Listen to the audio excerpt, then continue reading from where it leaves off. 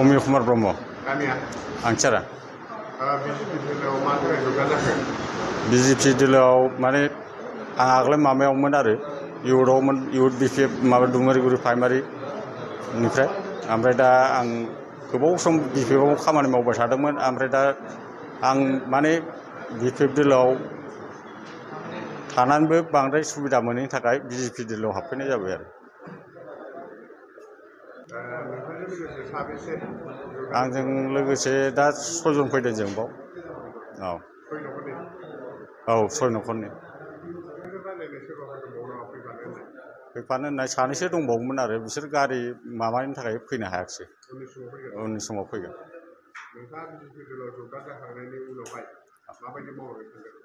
BJP दोलोआव जगदान जानायनि उनाव आं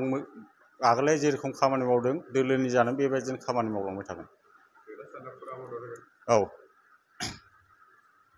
आं मुङा बिलिफां ब्रह्म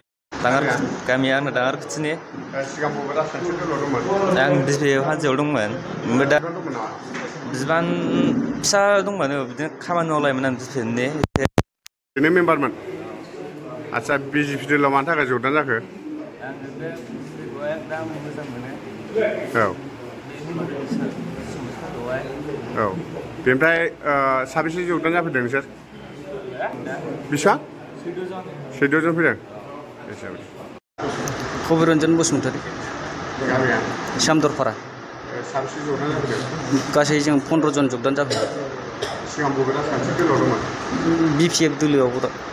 राजखान्थि दोलोआव जगदान दंमोन मानि थाखाय बिपिएफ राजखान्थि दोलोखौ नागारखो माने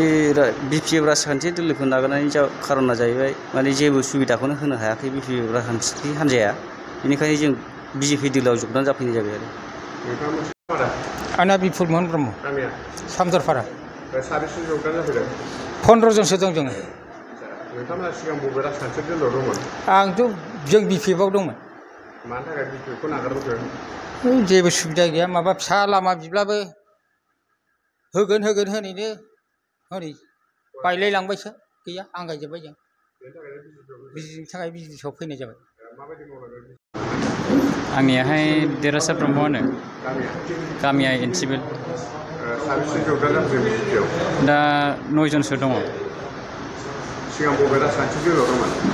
दा बिपिएफ राजखान्थि दोलोआव दंमोन मानि थाखाय नोंथांमोना नोंसोरनि फुराना राजखान्थि दोलोखौ नागारनानै दा बेयावथ' जेबो जाहोन गैया जोङो गोसो जानानै फैदों आरो फैबाय थानाय बिसायख'थियाव जोंनि राजखान्थि दोलोनिफ्राय नैबे बिभागावहाय मनरन्जन जाहाथे बिजाथि महरै गसंनो नागिरदों नोंथांमोना बिथांनि जानानै माबोरै खामानि मावगोन जोङो हानायमानि बिथांखौहाय जोङो हेफाजाब होलांगोन जोङो हानायमानि बिथांखौहाय हेफाजाब होलांबाय थागोन बेबायदिनो फैबाय थानाय समावहाय